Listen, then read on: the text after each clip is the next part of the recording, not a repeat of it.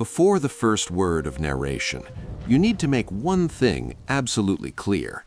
This is not a flood story. This is a murder story. It just happens to involve water. May 31st, 1889, 6:47 in the morning.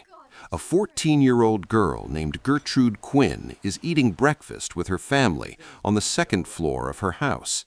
The streets below are already underwater. Her father says it is fine. They have been through this before. Johnstown always floods. Everyone knows that. By 4:07 this afternoon, Gertrude will be riding a mattress through a river of corpses, screaming for someone to pull her out. 2,209 people will be dead before sunrise tomorrow, and not one single person will ever go to prison for it. This is the story of the Johnstown Flood. But more than that, it is the story of what happens when the richest men in America decide that your life is worth less than their fishing trip. Let us start 14 miles upstream, because that is where this story really begins. Imagine a lake, 2 miles long, 1 mile wide, sitting 450 feet above a city of 30,000 people. 20 million tons of water pressing against a wall of dirt and old engineering. That is equivalent to Niagara Falls running for 36 straight minutes, all of it balanced above your head like a sword. Now imagine that the men who own that lake know the wall is crumbling. They have known for years, and they have done nothing. The South Fork Fishing and Hunting Club was not just exclusive, it was a monument to Gilded Age arrogance. $100 a year in membership fees, more than most steelworkers in Johnstown earned in 6 months. The member list reads like a history textbook. Andrew Carnegie, the richest man in America. Henry Clay Frick, Carnegie's enforcer, a man so despised that an anarchist would later try to assassinate him. Andrew Mellon, future Secretary of the Treasury. Philander Knox, future United States Senator. 61 members total. They controlled railroads, banks, and steel mills. They literally ran the country. And 14 miles below their private paradise, their own employees were working 12-hour shifts in furnaces so hot men fainted, earning barely enough to keep their families fed. But up at the lake, it was sailboats and whiskey and summer afternoons that lasted forever. There was just one problem. The dam was dying, and everyone knew it. When engineers first built the South Fork Dam in 1852, they built it with a critical safety mechanism, 5 cast iron discharge pipes at its base. If water rose too high, workers could open the valves and release pressure in a controlled way. The dam also had a proper spillway cut into solid rock where overflow could escape safely. Then the canal system became obsolete. The state sold the dam, it changed hands, fell apart, and in 1879 the fishing club bought it and immediately began making it worse. They hired a railroad contractor, not a dam engineer, to do the repairs. The first thing he did was lower the dam's crest by 3 feet to widen the road across the top so that club members' carriages could pass more comfortably. 3 feet does not sound like much. In dam engineering, those 3 feet meant the margin between safety and catastrophe shrank to almost nothing. Then they removed the discharge pipes entirely, ripped them out, sold them for scrap metal. The one mechanism designed to release pressure in an emergency, gone forever, exchanged for a few dollars. Then they stretched wire mesh across the spillway to keep their expensive stocked bass from escaping downstream. Over time, those screens caught leaves and debris and slowly, steadily clogged. The spillway that was supposed to be the dam's last line of defense became useless. And people told them repeatedly. Daniel Morrell, general manager of Cambria Iron Works, sent his own engineer to inspect the dam. The report came back with one message: this dam is not safe. Morrell wrote personally to the club. The dam is not safe. Should it give way, the damage to Johnstown would be incalculable. The club read his letter and did nothing. Not one pipe replaced, not one screen cleared.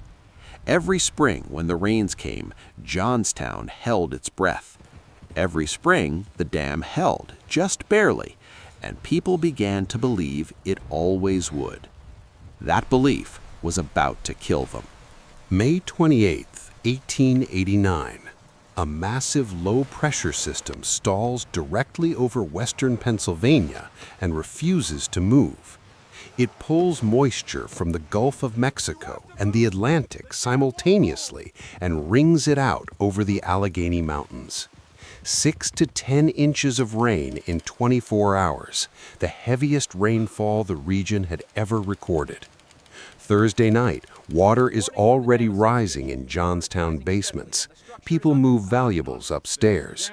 Routine precautions. They have done this before. But 14 miles upstream, nothing is routine anymore. Early Friday morning, Colonel Elias Unger arrives at the dam and his stomach drops. Lake Connemara has risen 2 feet overnight.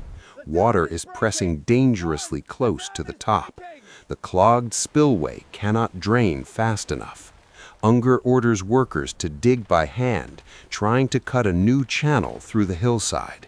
Shovels against 20 million tons of water. By 11 in the morning, club engineer John Park rides down the mountain and sends an urgent telegram to Johnstown. The dam is in danger of breaking. Notify people to prepare for the worst. The message arrives. Most people shrug. They had heard this before. Every heavy rain brought the same warning. The dam, always the dam. It had never broken. It would not break now. The boy who cried wolf. Except this time, the wolf was already at the gate. By 12:30, water begins trickling over the top of the dam, not through the spillway, over the dam itself. For an earthen dam, this is a death sentence. Water does not simply flow over dirt, it eats it. Every second, the trickle grows wider and deeper. By 2 o'clock, the center of the dam is visibly sagging. Workers drop their shovels and back away. There is nothing more anyone can do. At 3:05, a section near the center begins to move. At 3:07, the breach widens. At 3:10, the center collapses. One witness on the hillside described it this way: the dam just seemed to push out all at once. Not a break, not a crack. The whole center just pushed out and threw itself down the valley. 20 million tons of water gone in minutes through a gap 400 feet wide.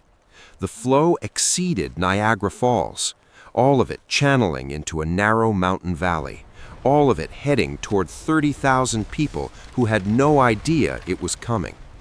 The flood did not flow, it launched, 40 miles per hour, 40 to 60 feet high. A moving mountain of water and wreckage that grew more deadly with every mile, consuming everything in its path and adding it to its mass. By the time it reached Johnstown, it was not just water, it was a grinding machine carrying an entire destroyed landscape inside it. South Fork, the village directly below the dam, was swallowed in seconds. Those on high ground survived. Those who hesitated did not. 6 minutes later, Mineral Point. The valley narrowed and the geometry turned murderous. The wave compressed and climbed. Estimates suggest 70 feet or higher. When the water passed, Mineral Point was not damaged or flooded. It was gone. Not a house remained. 16 people ceased to exist. Most of their bodies were never found. At the railroad yards of East Conemaugh, engineer John Hess looked up the valley and understood everything in an instant. He tied down his locomotive's whistle and ran. That continuous, desperate shriek saved dozens of lives. Workers heard it and ran for the hillsides. 33 locomotives, each weighing tens of tons, were swept downstream like toys. 2 miles from Johnstown, the flood reached Woodvale, population approximately 1,000.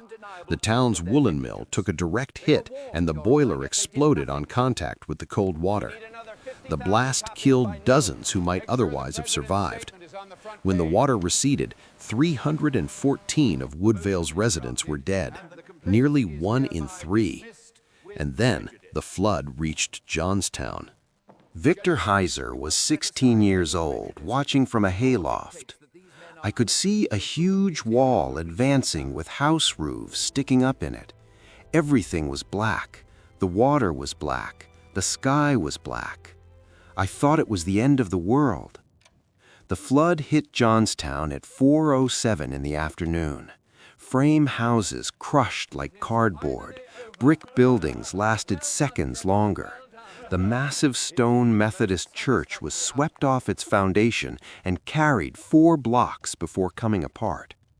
The main wave passed through Johnstown in approximately 10 minutes.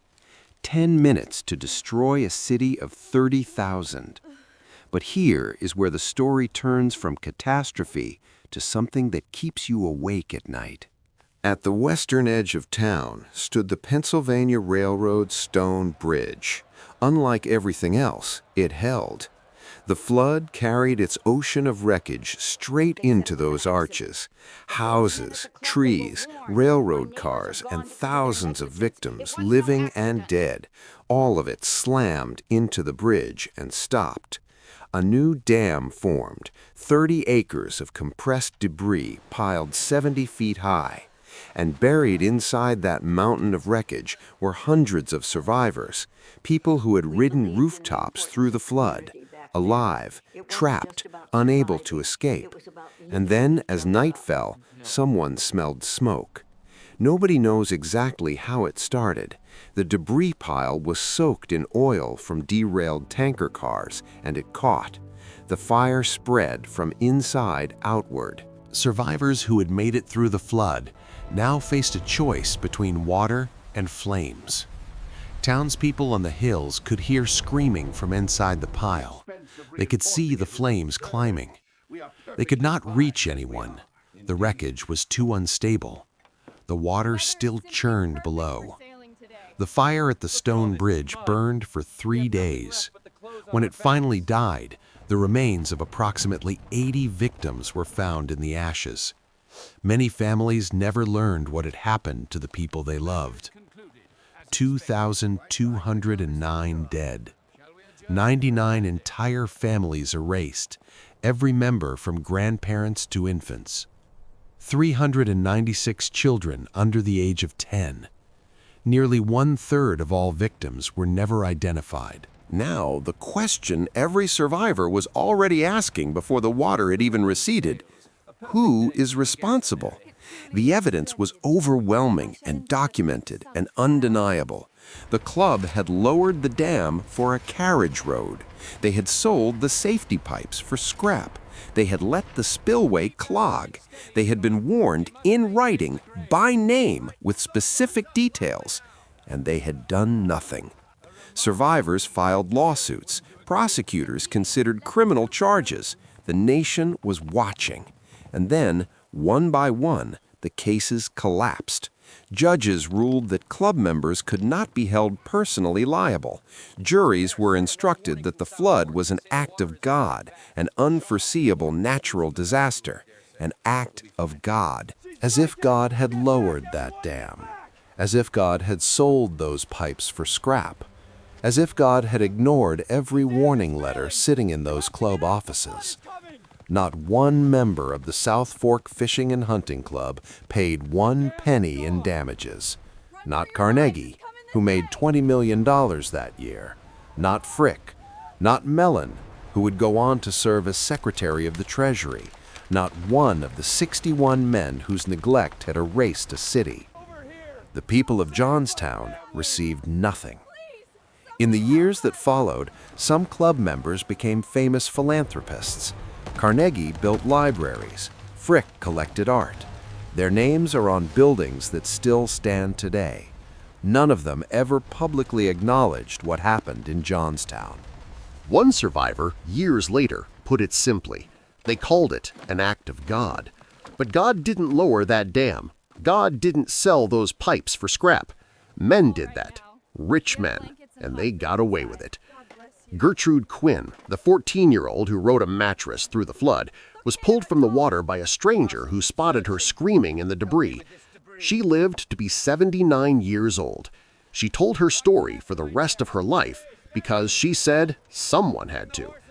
Today at Grandview Cemetery, 777 white headstones still stand in silent rows. And in 136 years, not one member of the South Fork Fishing and Hunting Club and not one of their descendants has ever issued a formal apology. The Johnstown flood was not a natural disaster. Nature provided the rain. Men built the faulty dam. Men ignored the warnings. Men sold the safety valves for scrap. Men decided that their fishing and their sailboats were worth more than 30,000 lives below. 2,209 people paid for that decision with everything they had. 0 people were ever held responsible.